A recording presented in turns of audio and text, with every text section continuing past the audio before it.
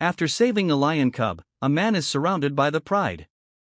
And what they do is shocking. The muddy waters of the Mara River rushed around David Thompson's chest as he fought against the current. The drowning lion cub clinging desperately to his shoulders. Just minutes earlier, the 34-year-old wildlife photographer had been setting up his equipment on the riverbank when he witnessed something that would change his life forever. A tiny cub tumbling into the swollen river, swept away by floodwaters that had risen overnight from heavy rains upstream. David had been documenting wildlife in Kenya's Masai Mara for 8 years, but he had never broken the cardinal rule of nature photography: never interfere with natural processes. Until now, the cub, no more than 4 months old, had been playing too close to the water's edge when the soft earth crumbled beneath his paws. His terrified squeals as he was dragged downstream by the powerful current pierced through David's professional detachment. Without hesitation, David dropped his camera and plunged into the dangerous river. "I couldn't just watch him drown," David later told investigators. "Every instinct I had as a human being overrode my training as a wildlife photographer." The rescue nearly cost David his life.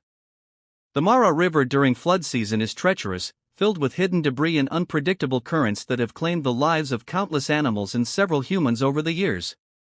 As David fought to reach the struggling cub, a submerged log struck his left shoulder, nearly knocking him unconscious. Only his determination to save the young lion kept him focused as he finally managed to grab the exhausted animal. The cub, weak from swallowing river water and panicked from the trauma, immediately wrapped his small paws around David's neck and held on with surprising strength. David could feel the animal's tiny heart beating rapidly against his chest as he began the dangerous journey back to shore, fighting against a current that seemed determined to drag them both downstream toward the crocodile-infested pools below. What David didn't realize as he struggled through the muddy water was that he was being watched. On the riverbank, hidden among the acacia trees, 5 adult lionesses had been tracking the sound of their missing cub's distress calls. The pride had been searching frantically for the youngster, following his scent trail to the river's edge, just in time to witness David's rescue attempt. As David finally reached the shallower water near the bank, exhausted and gasping for breath, he looked up to see a sight that made his blood freeze. The entire pride was there. Not just the 5 lionesses, but also a massive male lion with a dark mane, all standing motionless in a semicircle around the water's edge. Their amber eyes were fixed on him and the cub he carried. David's mind raced through his options, but he quickly realized he had none. He was trapped in chest-deep water, holding a lion cub with 6 full-grown lions blocking his path to safety. Any sudden movement could trigger an attack that would end his life in seconds.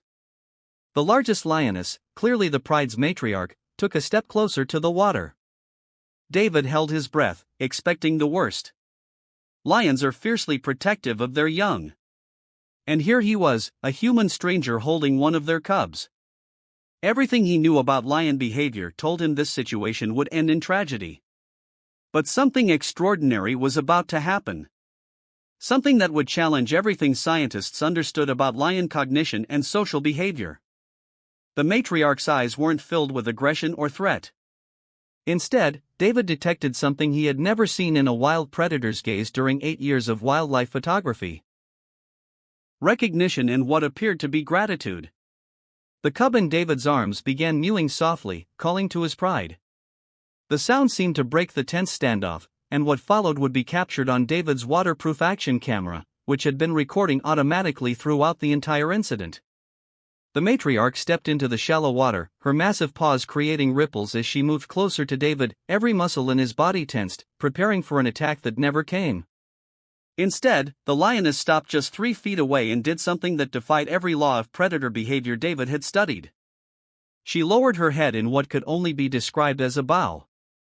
The gesture lasted several seconds, during which the other pride members remained completely still as if witnessing a ceremony of profound significance. When the matriarch raised her head, she made direct eye contact with David.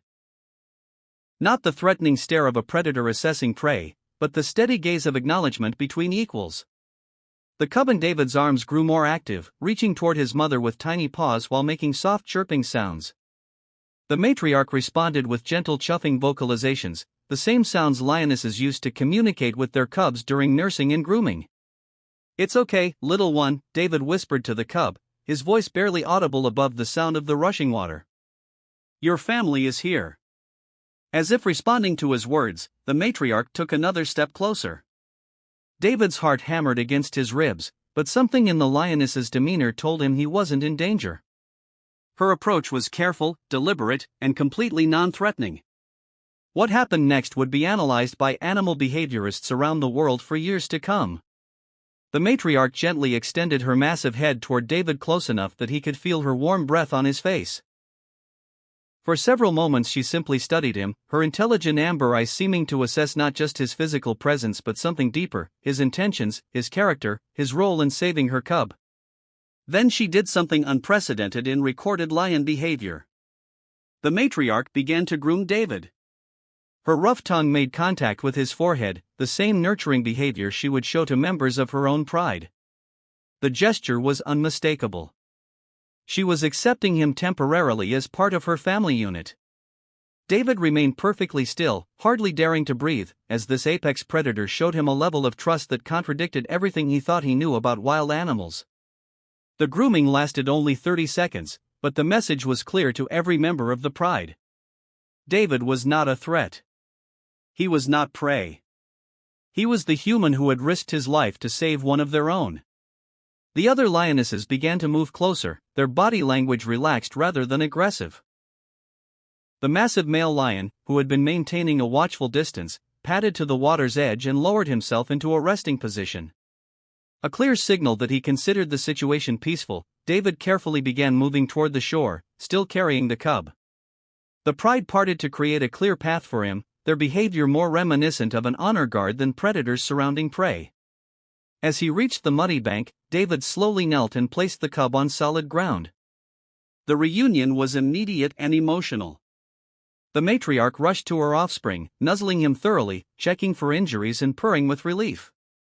The other lionesses gathered around, each taking turns to sniff and examine the rescued cub. The male lion approached last, his massive head lowering to gently touch the youngster with his nose. David remained kneeling on the riverbank, water dripping from his clothes, watching this intimate family moment unfold. He should have been terrified, surrounded by 6 of Africa's most dangerous predators. Instead, he felt honored to witness something few humans had ever seen: the genuine emotional bonds within a lion pride. Dr. Sarah Mbeki, a wildlife biologist who later reviewed David's footage, was stunned by what she observed. The grooming behavior exhibited by the matriarch is typically reserved for pride members, she explained. For a wild lioness to extend this gesture to a human suggests a level of cognitive recognition and gratitude that challenges our fundamental understanding of feline social intelligence. As the pride settled around their recovered cub, David began to slowly back away, hoping to give them space and avoid disrupting this precious family moment. But the lions had other plans. As David began to retreat, the matriarch looked up from her cub and made a sound he had never heard before in 8 years of documenting African wildlife. It wasn't a roar or a growl, but a gentle rumbling call that seemed almost conversational.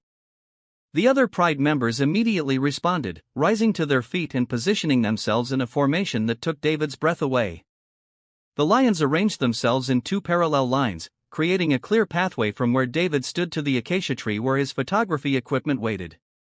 It was an escort formation. An honor guard protecting his safe passage away from the river. "Impossible," David whispered, his voice caught by the waterproof microphone still recording every moment. They're seeing me safely out." The matriarch took the lead position on David's right side while the massive male lion moved to his left. The 4 other lionesses flanked them, maintaining perfect spacing as they began a slow ceremonial walk away from the riverbank. David found himself in the center of this extraordinary procession, surrounded by over 1,500 pounds of apex predators who were treating him like an honored guest rather than potential prey.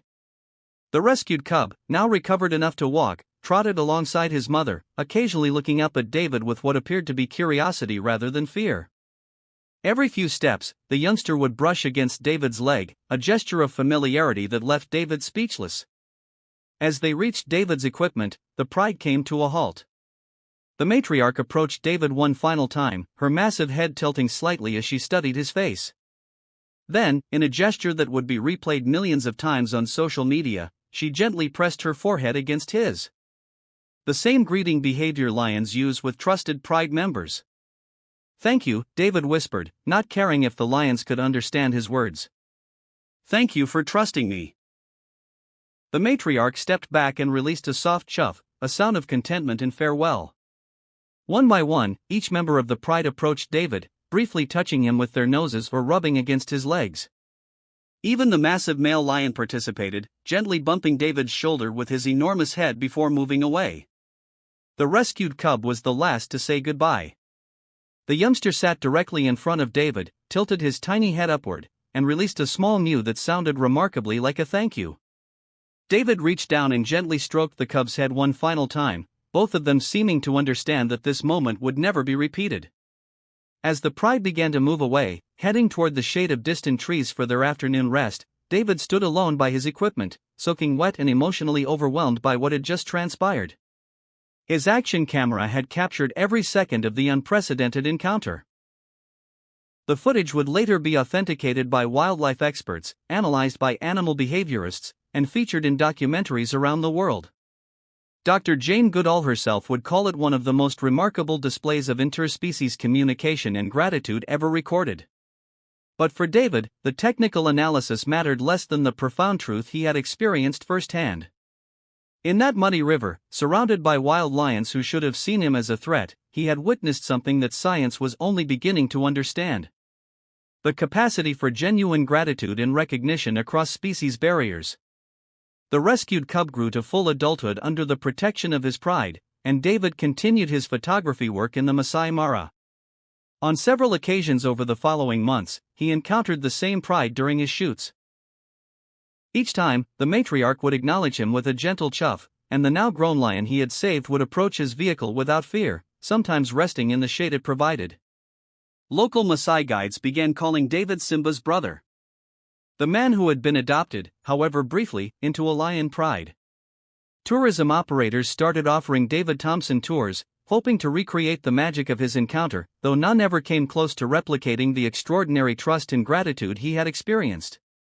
Dr. Becky established the Thompson Mara Research Foundation to study the cognitive and emotional capabilities demonstrated by the pride during the rescue.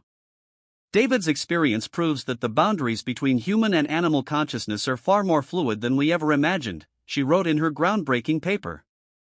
Now, what we witnessed wasn't just animal behavior.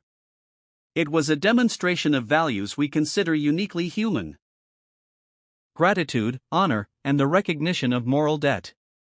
For David Thompson, who had started that day simply hoping to photograph wildlife, the encounter became a life-changing reminder that compassion is a universal language spoken and understood by creatures we're only beginning to truly know.